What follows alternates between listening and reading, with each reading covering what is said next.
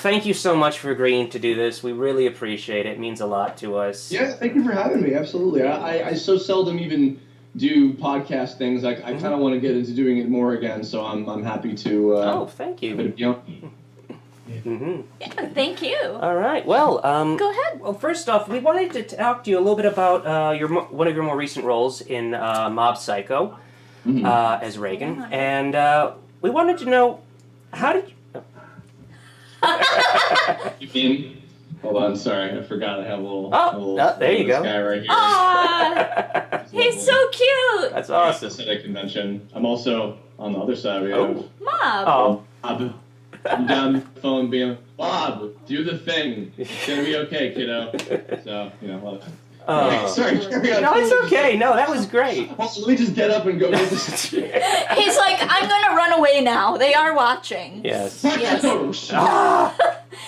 laptop out the window. Camera shy. There's a reason I'm a voice actor. My God. All right. So, we are doing a review for Mob Psycho 100, and we thought it might be nice that as part of that we interview you. Reagan was actually one of our favorite characters when we were watching that first season. He's so hilarious, and that actually, just straight off the bat, are you coming back for season 2? Is there a season 2 that you're coming back for?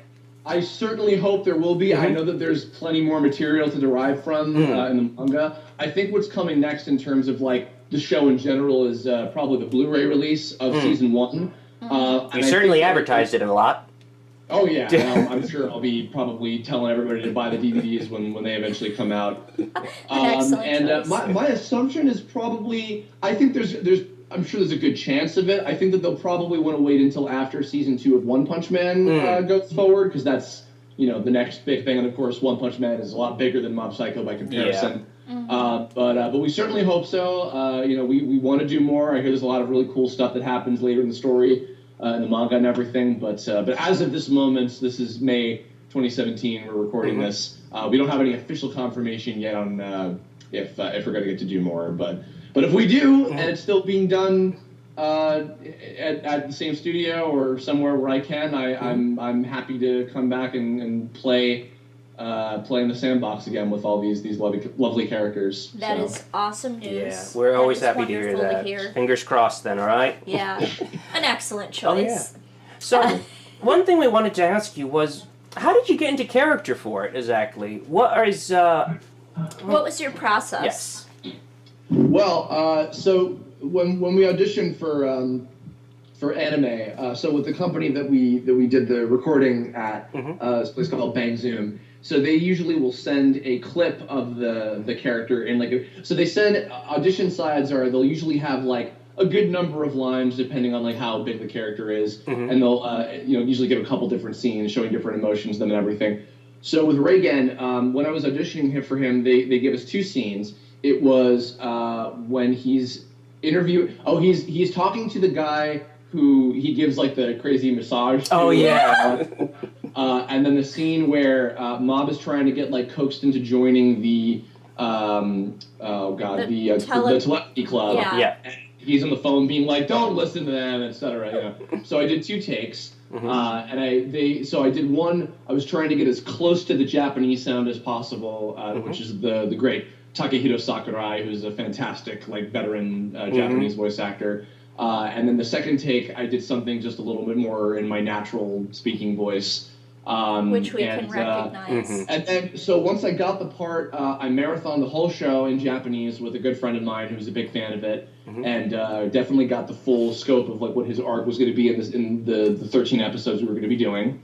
And in terms of inspiration, weirdly, a lot of different things depending on the scene, depending on the episode or the mood he was in. He has so much emotional range and goes everywhere. Probably a big influence was a lot of Jim Carrey type stuff, a lot of the way that certain deliveries with the well, of course you don't, you idiot, very manic, crazy type of stuff.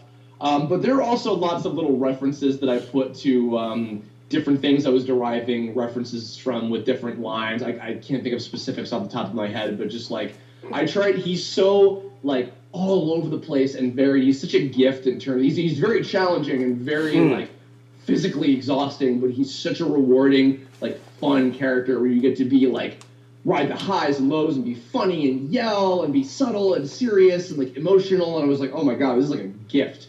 When I got the part, I was like, I'm not kidding. I'm not like hashtag humble bragging. I thought it was a fluke.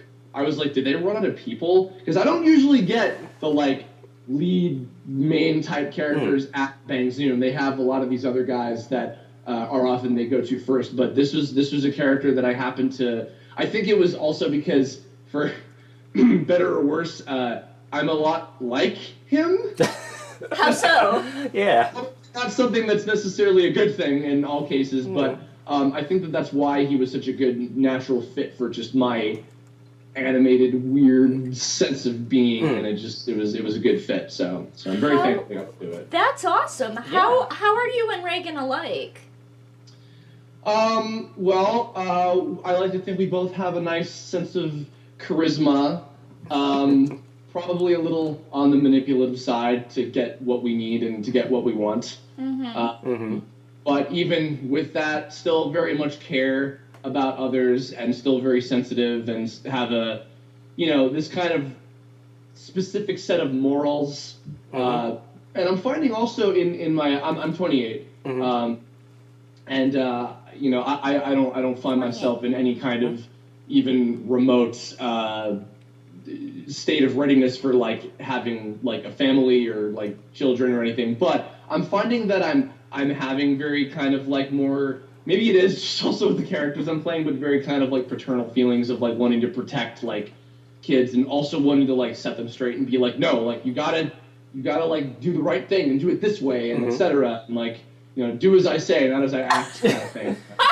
I can definitely see that in the show a bit. And I love Mob. Mob is such a wonderful main character. I've really, that's the other thing. In recent years, I've grown just like as a consumer of media, I've grown to really, really like little kid characters. A lot. Not like 14, so he's not like super little, but he's still a kid. And so like I also personally find him very adorable, which I think went through with. Even when I'm like calling him an idiot, it's still just like, but it's with love. I love you, Mom. It's in the script. Yeah. Oh. That's nice. Oh, yeah. And it really is interesting to kind of note the similarities. You said that he was challenging. Was it just in terms of keeping up with the energy required for the character, or was it more than that? It was definitely the energy. So when we started recording the show back in November of 2016, and like I forgot what last year was. I'm losing sense of time. That means I am getting old. Hey, senior moment and all that. Kind of right off the heels of Thanksgiving, and I at the time was kind of experiencing like 3 Thanksgivings in a row that week because I had a bunch of people come in from out of town, so and much I didn't food. have a second to just stop talking in between that. So I was very tired and very like my voice was just so shot and etc.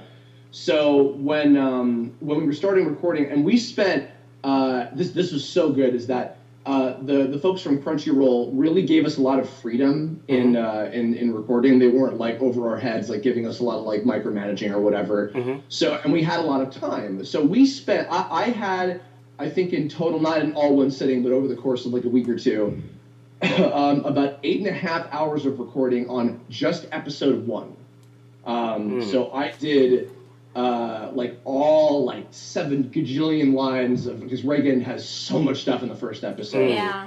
We really, really took our time with getting it just right. And Chris Kaysen, who is our voice director in the series, who's fantastic, it was a show that was right up his alley with this like sense of comedy and etc.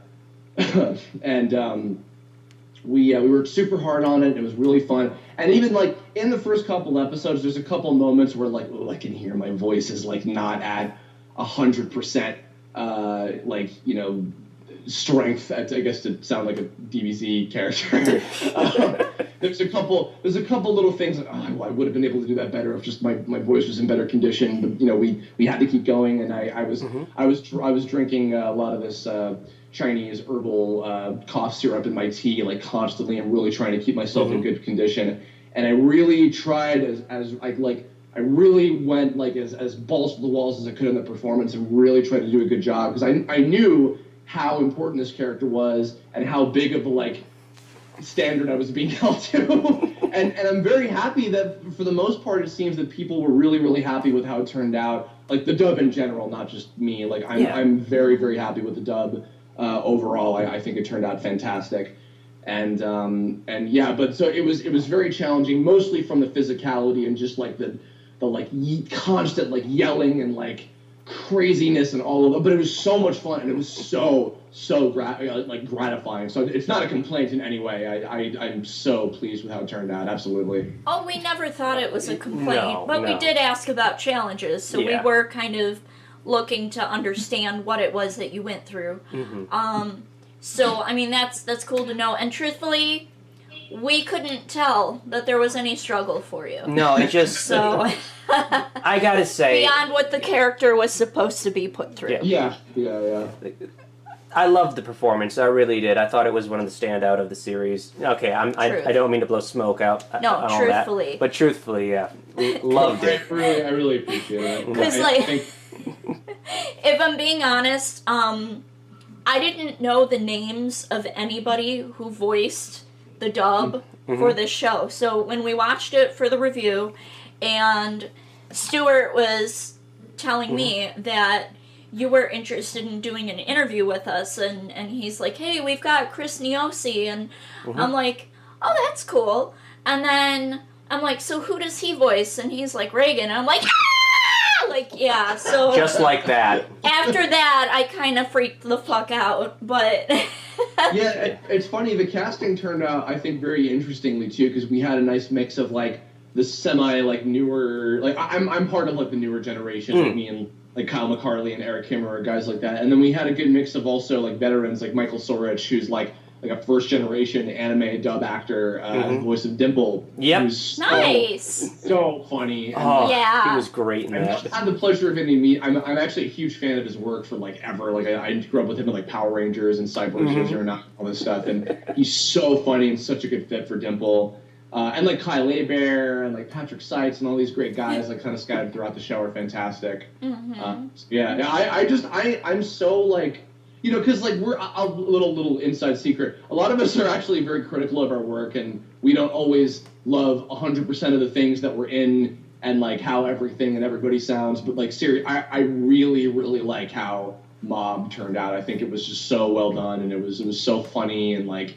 Everybody did like work so hard, and it's like, such a good job, and I'm super happy with it. So so are we as the fans. Yeah, we loved it. I watched the first half of the entire series in Japanese, and then I switched over to English just so I could see what the transition was like, and I loved it. I really did. I thought there wasn't a bad performance in the whole bunch, and each person did a really solid job with each characterization of it. And I could note where sometimes we're trying to sound a bit more like the Japanese, as you said. But I think sometimes you make it your own a bit, and I think it turned out very well. It really did. You're saying that this is one you really enjoyed, but what would you say is your favorite project that you've worked on? Oof, God. I mean, this has become one of my favorites. I've got, you know, it's funny because voiceover is not a full-time thing for me. It's never been my primary focus. I've just been very lucky that like most of the stuff I've worked on and the characters I've gotten to do are characters that like actually do mean something to me. My first thing was on Pokemon, which I did back in like the very end of 2009. I did a character who I related to a lot, like as a longtime Pokemon fan. And then way later getting to come back and do Pokemon Generations and playing a bunch of different characters, which was awesome. I just recently wrapped up. We did an animated adaptation of the Tales of Zestiria video game, and I got to reprise my character Dezel on that, and he means a lot to me. I got to play Garmazabi in Mobile Suit Gundam: The Origin, in Dawn of Rebellion, which was the third one. It's like a multi-part like OVA series, which was super cool. And like he was a character played by Brian Dobson in the original series years ago, and I did kind of my own interpretation of him, and that was super fun. And then actually a series that I've been working on this past year that's going to be coming out, I think, over the summer. It's a prelay, a new Cartoon Network series called OKKO, Let's Be Heroes. And I'm playing a bunch of different minor recurring characters throughout different episodes. I'm just about to do my 10th episode very soon. Hey, congratulations! Yeah, and I'm in it's ensemble recorded because it's an original cartoon. So I'm in the room with all these amazing actors. I won't spoil who some of them are. Well, actually, no, I think there's a few. Yeah, spoil it. Go ahead. Why not? Worked with Ashley Birch, who's from Hey Ash, Let's Plan, and she's in Attack on Titan and a bunch of great stuff. Nice. Jim Cummings, who's our lead villain in the show, who's just watching him as looking into a portal to the 90s. Guys like that who are just. You said Jim Cummings? Yeah, You're working did. with That Jim is Cummings? awesome. Yeah. Yeah. Oh, he's God. in everything. Yeah, pretty much. He's kind of like the new Mel Blanc almost. He's playing our lead villain of the show, this guy Lord Boxman, and I've had more than a few scenes with him in the episodes that I've done, which is super cool. And there's lots of other. I won't spoil who everybody else is in the show because I think they'll announce as they go along with it. But yeah, that show's filled with so many amazing actors, and I've gotten to work with all these guys and be part of the show, and it's oh my God, this is so cool, and so that's been a lot of fun. Yeah, it's hard. I like a lot of these different shows for different reasons. And, but those are a handful, certainly. So what's the name of it again? It's called OKKO, Let's Be Heroes. OKKO. Yeah, I believe it will be out over the summer. So. Well, we'll definitely be sure to look for that. We'll definitely have to see about doing a review. Yeah, it's created by Ian Cordy, Ian Jones Cordy, sorry. Who is one of the co-executive producers on Steven Universe. He boarded and wrote a whole bunch of episodes, and he's worked on Venture Brothers and all these great shows throughout the years. And the pilot for OKKO, back when it was called Lakewood Plaza Turbo, I've heard of that. Yes. Yeah.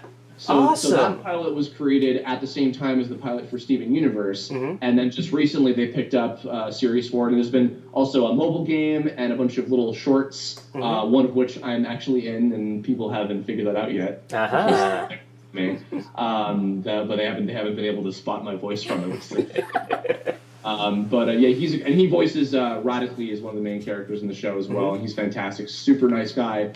Absolutely talented. All the board artists I've become friends with, and they're all incredible, just good people, super talented, and yeah, I love it. So I really hope people watch it and enjoy it because I think it's fantastic. So. Well, you got 2 viewers ready and waiting for it now. Yeah, pretty much. Definitely. Spread the word. I didn't know that had been picked up, so I'm really happy to hear about it because I saw the original short for it, and it looked really good. Yeah, there was a slew of the shorts that came out kind of periodically over this last year or so that were to promote the mobile game. And I think a lot of people were kind of getting a sense of oh, is this going to get picked up for a series? And lo and behold, we've been working on it for the last year or so and done a lot of episodes. And it's been super cool. Just an absolute joy to work on. So. Yeah, that's awesome. Thank you. So, do you mind if we go back to Reagan for just a minute? Oh, please. Yeah, absolutely. So, when you're deciding your voice, when you're looking at the character and figuring out how you want to portray them, do you ever kind of look into their motivations, whether internally or externally, maybe somebody's given you a history of the character?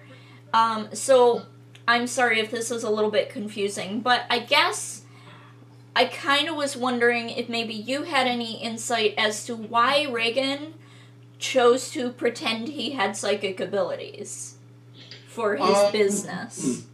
Well, there are some things, there's a couple things that I have been told about from the manga that I actually won't say because some of them are spoilers. I don't know the exact reason as to why. I mean, I think it just...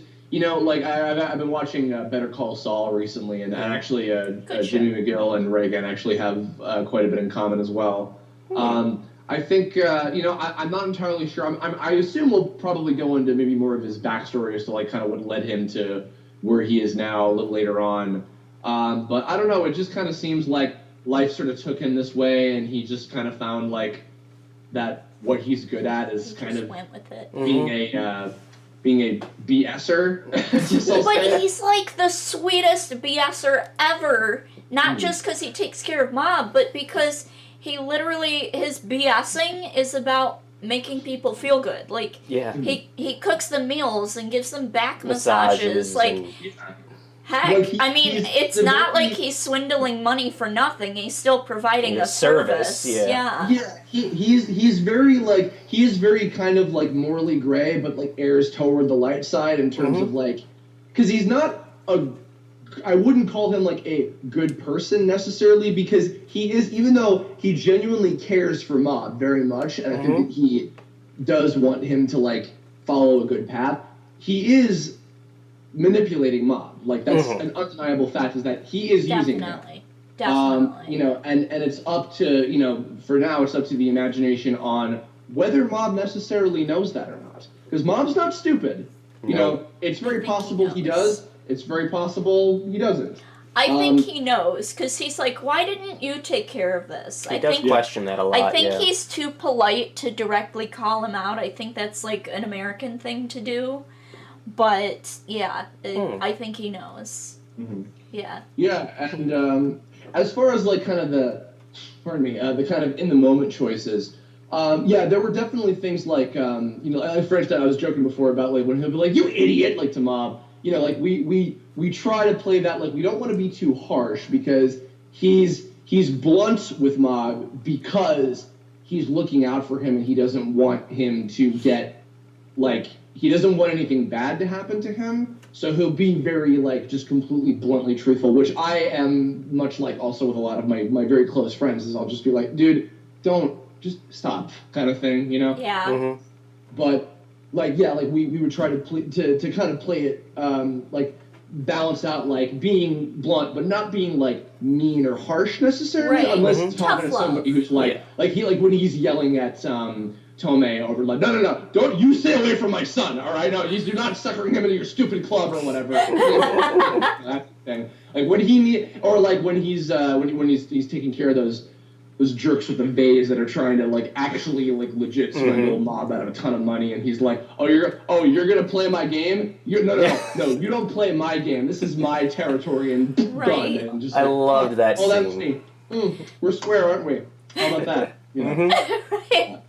So, so a lot of, and I always try to keep it varied. I always try to make him, like, as interesting and, like, just well-rounded and, like to fit with, like, because also, like, the animation is so spectacular for the show, too. And so, for sure. Like, the expressions are ridiculous, and, like, type of, like, this little hand thing where he goes, no problem, all that stuff. So that, too, that's such a big help, is that the animation, like, gives, because I have I think I sound fairly young, but like, I get cast as, like, lower, because I have a lower voice comparatively to other folks that work in anime. Yeah, you're like a baritone kind of sound. So I get a lot of characters that are kind of more around here, like Dezel's kind of in this area, and then, like, Void Dark from Disgaea 5, you know, that kind of character, and like, I'm not bad at those, but Reigen is much more up my alley in terms of, like, because, I mean, you can tell I'm like, etc. from just this camera. He's like, really, we never would have noticed. He's like, so look, Reigen was just so comfortable because I'm just like, I'm this in real life, so it just comes easily, I guess, a little more, yeah, so, like, with that stuff, it informs those choices much more easily, because, like, subtle characters, like those kind of lower voiced ones, are much more difficult for me to pull off in terms of, like, making them varied and interested, and like, I've gotten, certainly, like, Dezel's been a big help. I've gotten way better at kind of, like, managing, like, you know, how to not, because I hate in anime when there are characters that just sound like this, and this is the only way that their lines will ever be delivered.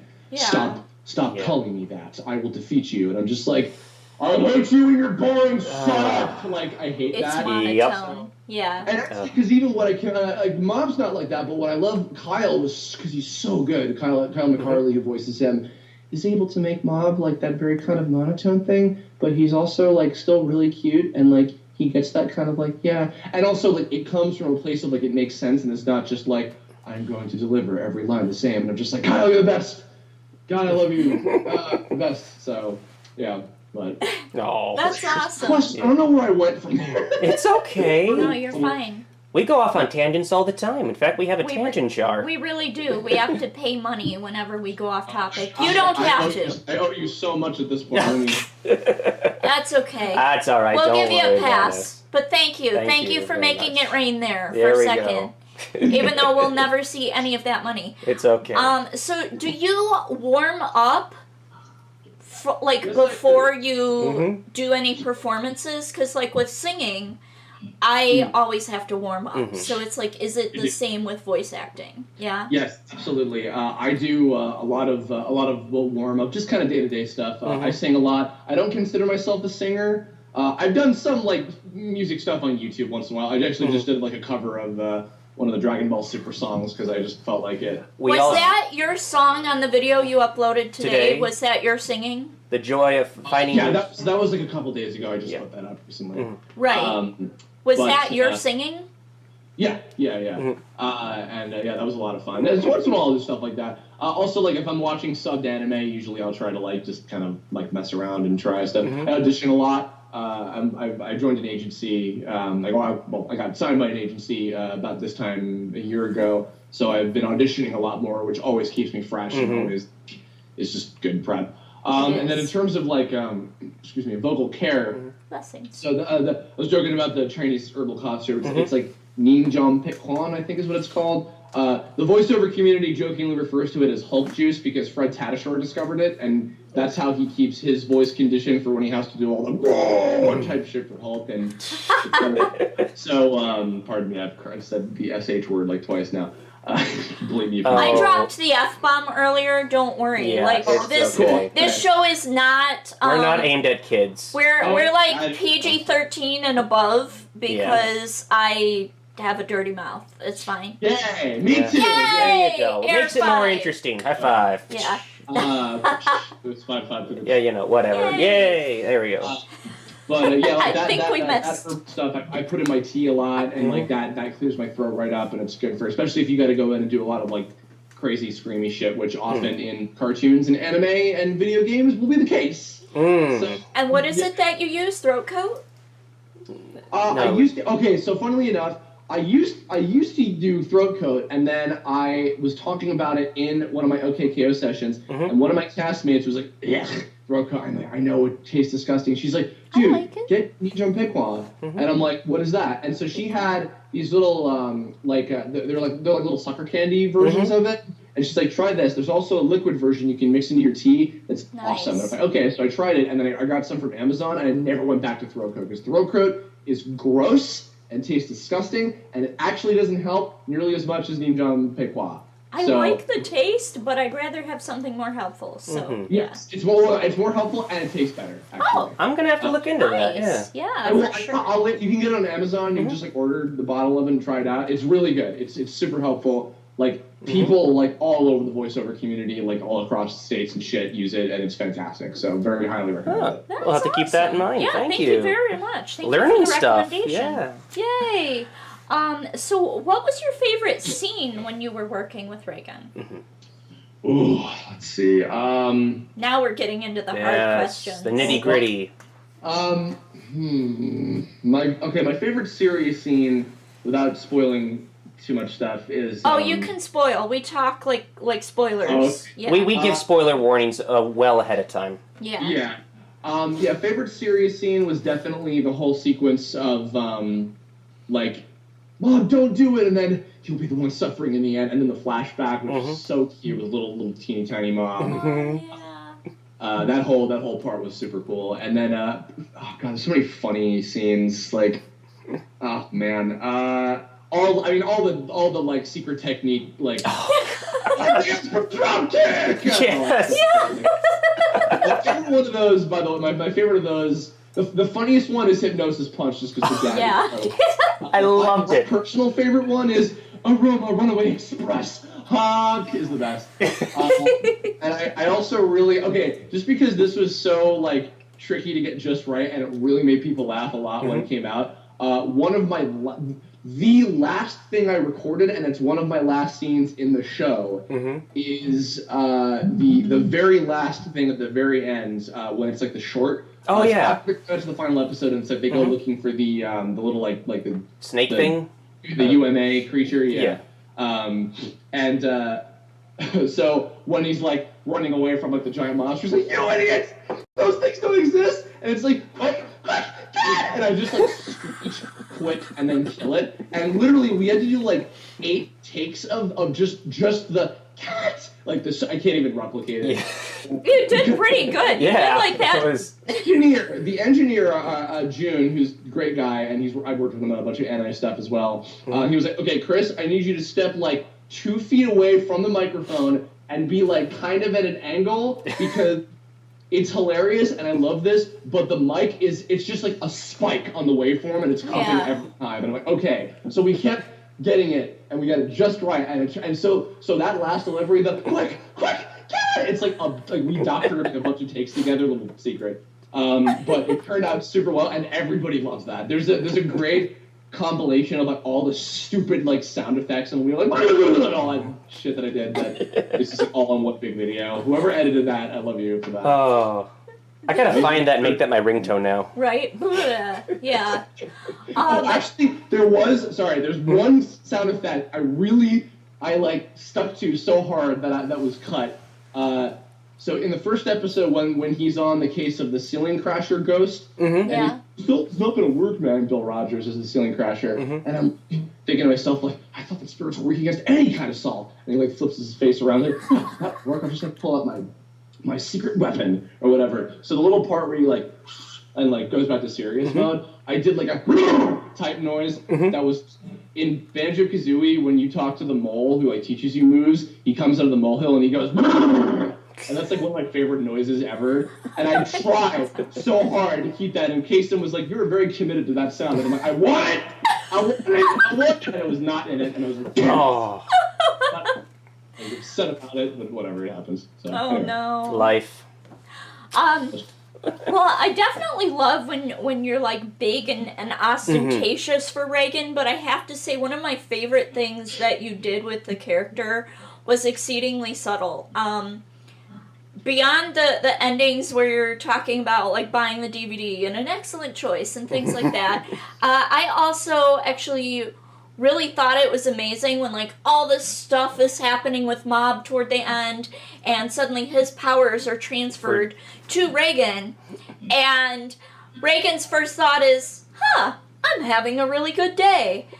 And that, I don't know why, but that was like one of my favorite things is just when Reagan's like, I'm having a really good day. Like, pop the collar. Yeah, I mean, I just, whenever I get to be, like, real, because, I don't know, excuse me, this is a super little, I'm going to keep this rant short. I hate that people have this, like, perception of, like, anime-style voice acting, because it's super fucking annoying when everybody's like, I have to stop him. Type shit. It drives me nuts, and I hate it. And I never do that. I never like doing that, ever. And I'm lucky that most of the directors I work with don't have me do that, and it's always, I just prefer to be real. Like, in that same scene, there's that cool shot where he's, like, whipping away the little gravity balls, and it's just like, what are these, soap bubbles? What is this? And I just talk. I'm just, like, being real, and I'm just like, that's why I like it, because it's like, I actually...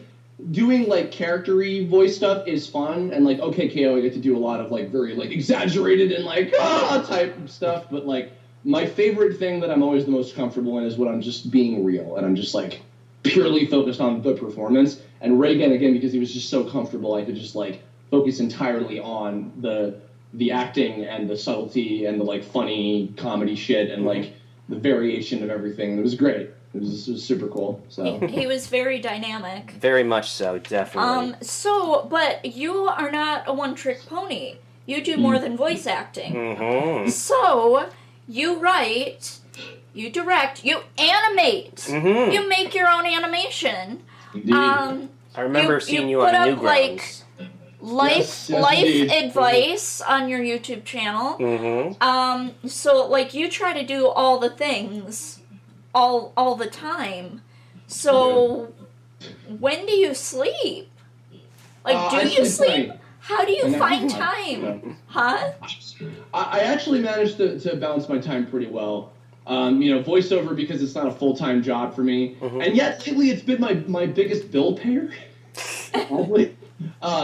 But I do a combination of my YouTube stuff, mm-hmm. my voiceover stuff, which has been very, very beneficial in the last year or so. I've picked up a lot of stuff, which has been fantastic, and I'm very grateful for that.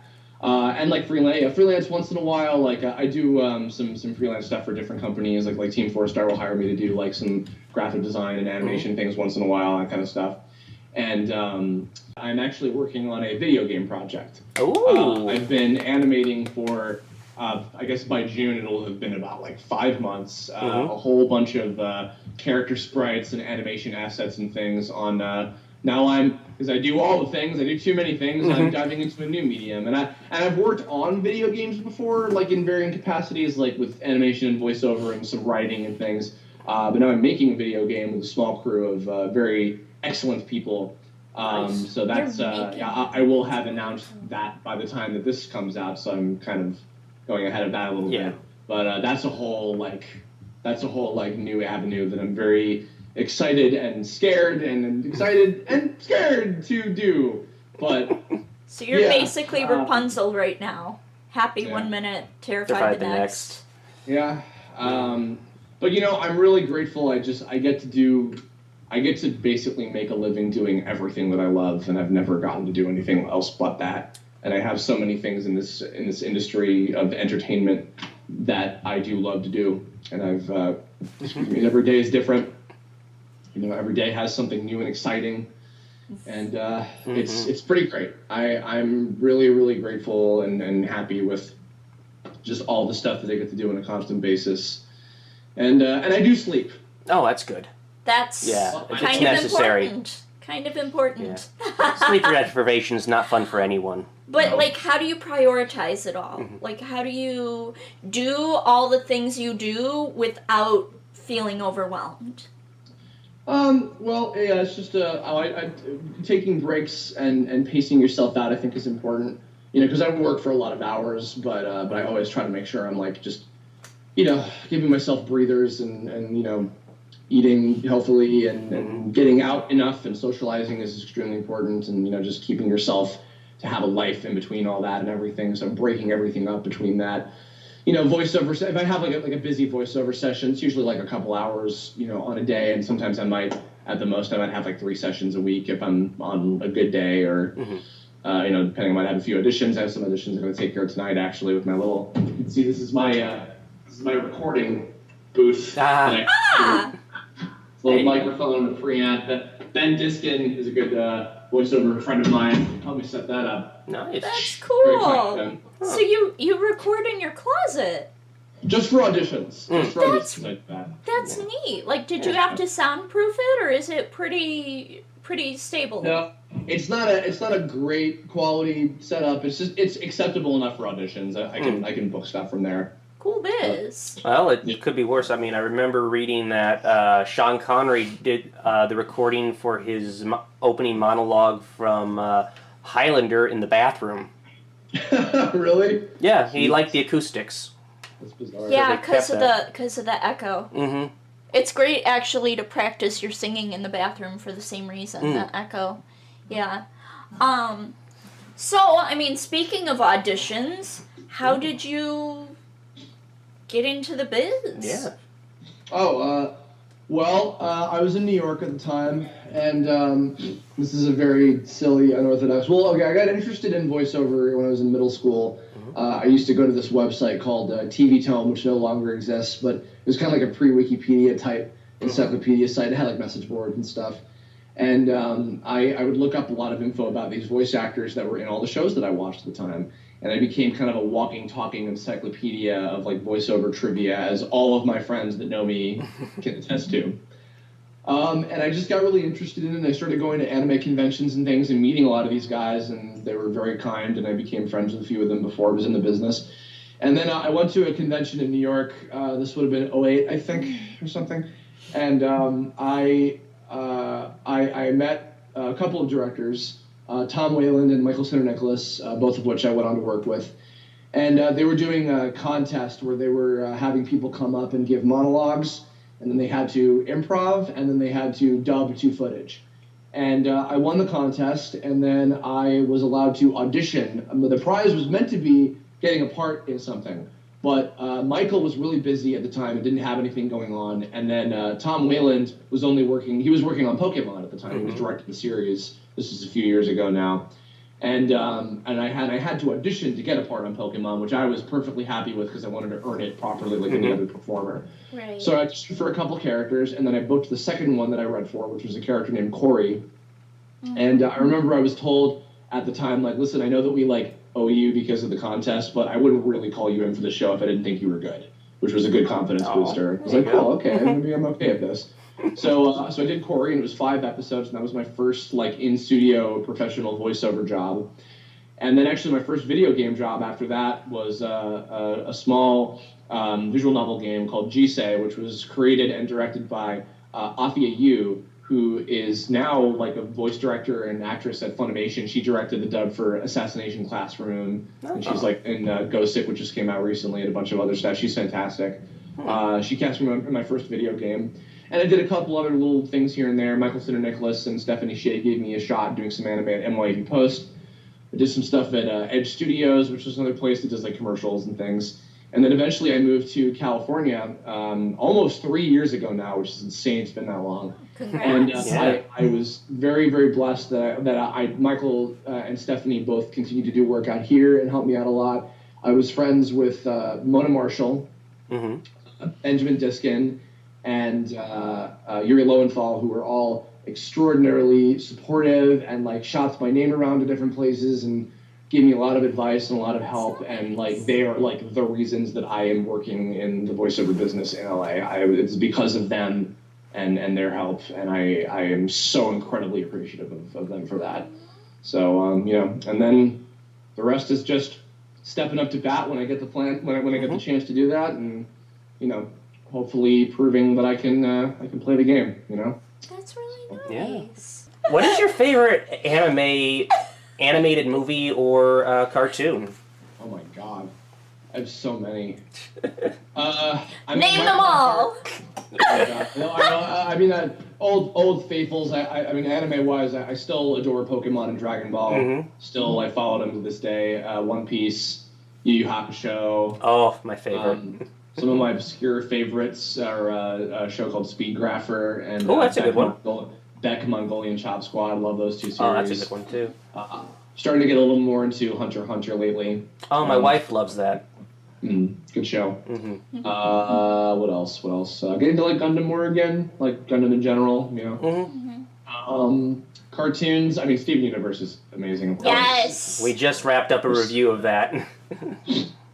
I auditioned for Y6 a long time ago. Who was in the human zoo. Oh!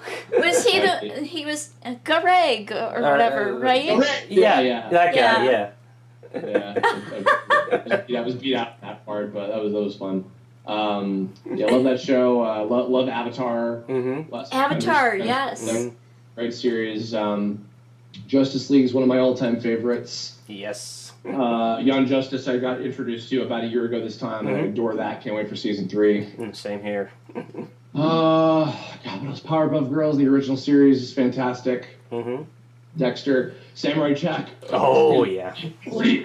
Blessings. Rick and Morty's great. Oh, yeah. There you go. Tied in. Yeah, great show. Oh, man, there's so many. So I gotta ask, are you team Last Airbender or Legend of Korra? I like them both for different reasons. I like Avatar a little more, but I really do like Korra a lot as well. Okay. Both great series. Yeah. Masterpieces, honestly. Yeah, definitely. Absolutely. Yeah. Animaniacs and Tiny Toons, all the Spielberg brothers team up cartoons are great. Yeah. God, so many. So many. Yeah, a lot of stuff. Well, thank you so much for... What was this one? What would be your dream project? Oh, that's what that word is. Dream.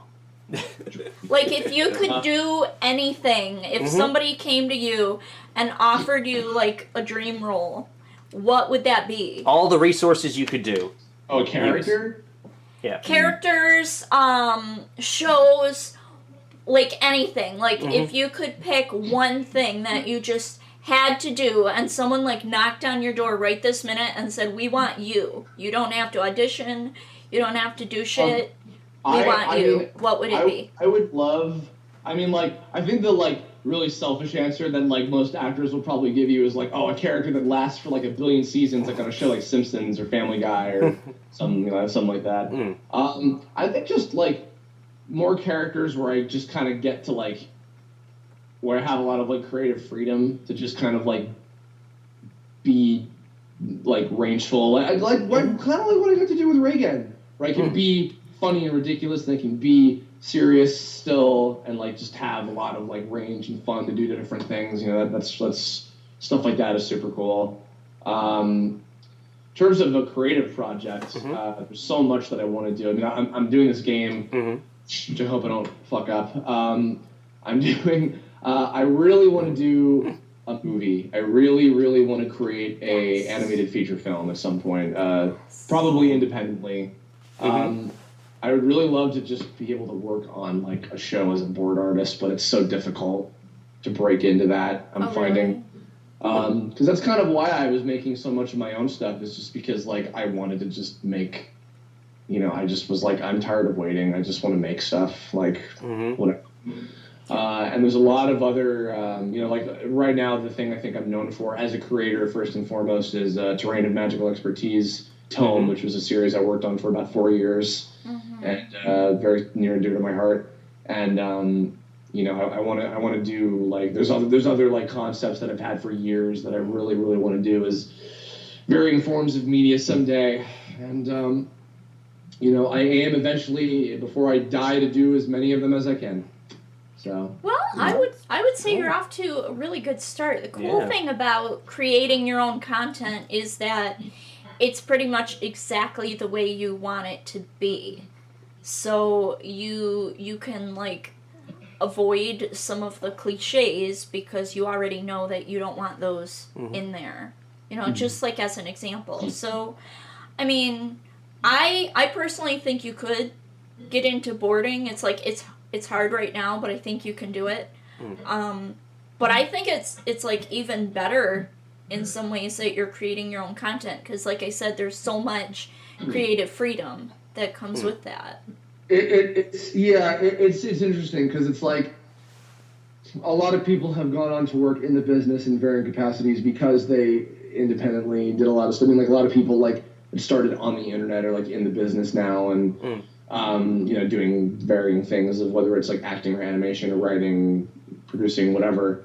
But also, the thing is, when you're making your own stuff and you have the creative freedom to do whatever you want, it actually doesn't always necessarily grow you, as opposed to, like, when you're learning on the job with other people that are more experienced than you. That's really why, like, I want to get the experience of work. Whenever I go to do an episode of KO, I go to the department at Cartoon Network and, like, visit all the board artists, and I've become friends with a lot of them, and they're all, like, again, they're, like, wonderful people and so amazingly talented and funny, and, like, I'm in there and I'm just like, oh, I want to be in here. It's so cool. And, like, I've seen them, like, pitch episodes, like doing, like, pitching storyboards and stuff, and it's like, God, I want to do this. This is the real. This is making the show. Like, the voice recording is so much fun, and it's such a gift, and I love it and appreciate it so much. Like, when I go into that part of the building and I see them making it, it's like, oh, this is amazing. I want to live here, for fuck's sake. You know, stuff like that. So, you know, and maybe someday, you know, I mean, this game is going to be, like, the biggest undertaking of my life, and it's going to be a whole new, you know, plot of territory, and I'm lucky that I'm working with a lot of people that are more experienced than me at doing games. But, you know, but animation, storytelling, and, you know, creating, that's where my heart lies more than anything. Even so, there's some people who are just, like, I've been convinced, like, or just be a voice actor, and I'm like, no. I love doing it. I love acting. I love this business, and it's super fun, but it's not my first passion. You know, it's just a part of this bigger thing to me. So right, and it's not your only passion. No, so you got why? so much you're working on. Yeah. Yeah, why give up anything if you don't have to? Yeah. And also, I would never want to be an actor like focus primarily on that, because it can be miserable. I don't have the fortitude to be an actor full time. Mm-hmm. I would go nuts. so that's why I say I'm happy that like there's always something different and interesting and new like every day of the 20 things that I do. You know. Mm-hmm. So it's Well, nice. we do have another quick question. Kerbifer, sorry. I'm horrible with pronunciations. I really It's am. okay. Dyslexia is a It's bugger. Kerbifer. It's like Kerbifer. Christopher except curvier. Okay. That explains it. I kind of thought there was like awkward finger guns, man after my own heart. So bingo bongo. Did you watch? Yeah, I think that answers. Did you watch the new Steven? Did you watch the new Steven Bomb? Oh, yeah. What do you think is gonna happen on that spaceship? Season 5 is going to happen on that spaceship, happening later this month. Okay. Anyway. Yes, Yeah. but like. I think some shit's gonna go down with Yellow Diamond. I'm hoping. Mm-hmm. I'm hoping. So more singing is involved. Anyway, sorry, Corey. Oh, you can Yes. never go wrong with Patty LaPone. I want more singing, absolutely. I guess I would ask like 2 more questions, and then we can let you go about your day. We know you got a lot of stuff to get done. Absolutely. Okay, no worries. So, one of the questions you've kind of already answered, so we may just kind of bring that back just so that way the fans can know what you're up to. But what advice do you have for anybody else trying to break into the voice acting or animation industry? For voiceover, my brand of advice for this question is really make sure that you know it's what you want to do. I feel like we're in a generation now where like more people than ever want to get into voiceover because they think it's kind of like the quickest way to become famous, and like because it's easy and because like anybody can be a voice actor. Not anybody can be a good voice actor. Mm-hmm. If you really, in fact, Veronica Taylor, who was the original voice of Ash for a long time, she always says at conventions, like, if you can be anything else but an actor, do that instead. But if performing is what you care about more than anything else in the world, and stick with it, but you have to fully dedicate yourself to it. I've been extremely fortunate with the stuff I've managed to get out, and it's because I studied very, very hard performance. And I was taught a lot, and I took a lot of classes and things, because I don't have a traditional acting background. I'm an animator. I didn't do theater or radio or any of that stuff. But yeah, my litmus test is always D. Bradley Baker, who's one of the best in the world.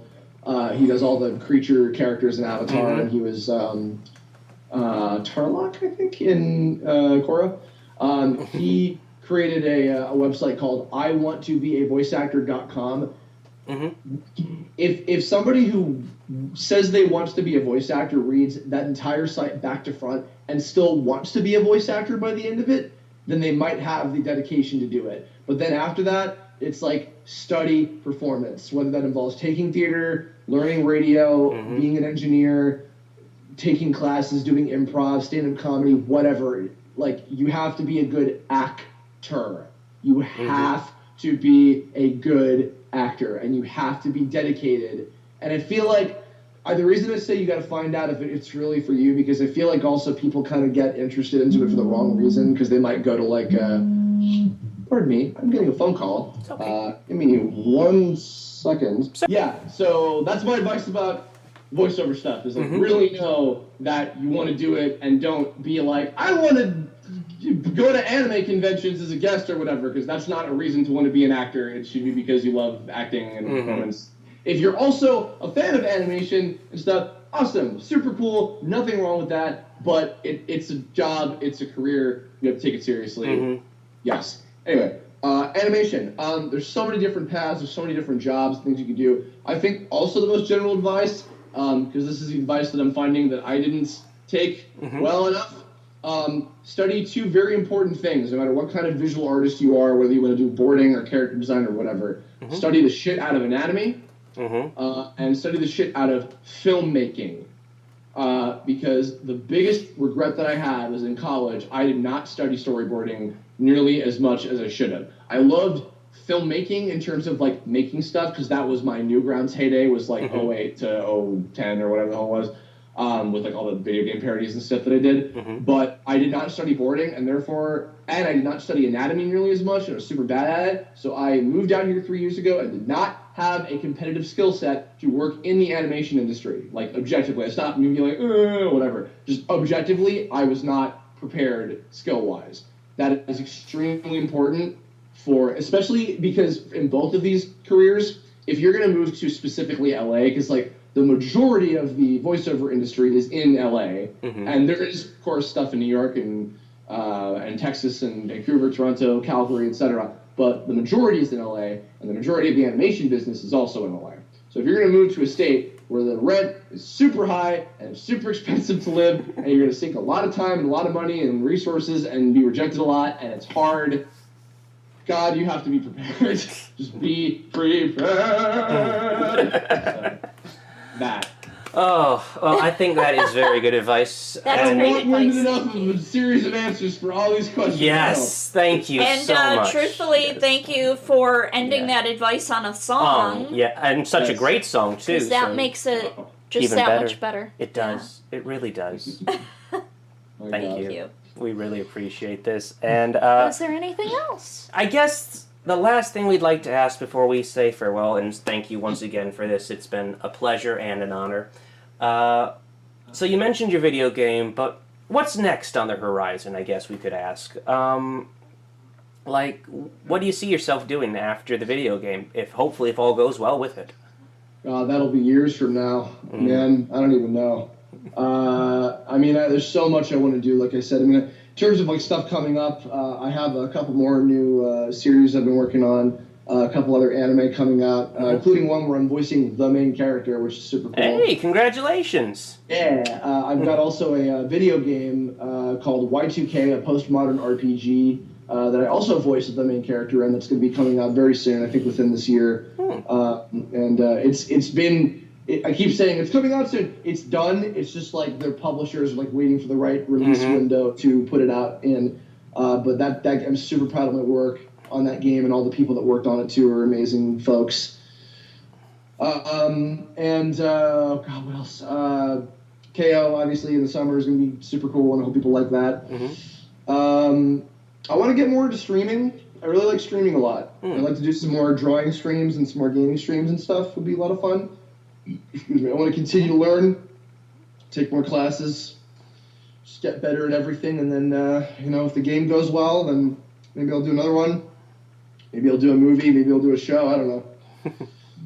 Life is a mystery. But there's a billion things that I want to do, and I aim to do them all. So. Okay. Well, that's awesome. Well, thank you so much. It's been a pleasure. It really has. Thank you. This is great. Yeah, thank you. We really enjoyed talking to you. Thank you. It's been a blast. It really has been. It really has. We learned a lot. You've been just so kind and polite. So thank you. Thank you. Thank you. And good luck with everything you do. We are in your corner, sir. That we are. We can't wait to see what else you come up with. We're aiming to hopefully launch the Kickstarter for the game project over the summer. So I hope mayhaps it will interest you guys. Oh, I think we are quite interested. I'd be willing to give it a shot. Definitely. For sure. Definitely. Heck, we'll plug it on our channel when it's announced. Demo as well. People can check out as well. So all that stuff. Yeah. But thank you guys so much. Hey, no worries. Thank you. Well, thanks for watching. Hey, thanks for watching the dub for Mob Psycho 2. We're so happy that people enjoy it. We really hope that maybe it has like a chance on Adult Swim someday. I think it would do really well. Oh, I think it would too. Yeah. I think I don't know when they're going to do the home release, but if you enjoyed it, also pick up the home release when it comes out, Blu-ray or DVD or etc. Whatever it's going to be, and yeah. Definitely, and thank you for breathing life into such a great character. Oh, I didn't. That credit goes to the creators and the original Japanese. All right. Yes and no. Yes and no. Because, like, on the one hand, yes, they wrote the character, but if it hadn't been delivered the way that it had, it may not have stuck in our hearts quite as much. Well, At like least not in mine, because, like I said, from day one, Reagan was just, like, balls out and hilarious and, like, ridiculous, and then, like, he snaps, like, a complete 180, and he's suddenly just this really caring, vulnerable sort of man. And I like you said, anybody could be a voice actor, but not everybody could be a good one. So you really did breathe life into this character. And I'm just happy to be a small cog in the gravy machine. I'm glad that people like the show. I'm glad that people enjoy the dub. Again, I hope we get to do more. So yeah. Well, we'll be looking forward to it. Well, we hope you can do more. So Yay! Yeah. Once again, thank you so much. All right. I will see you all very soon. All right. Thank you very much. Have a great night. All right. Bye. You too. Thank you. Bye.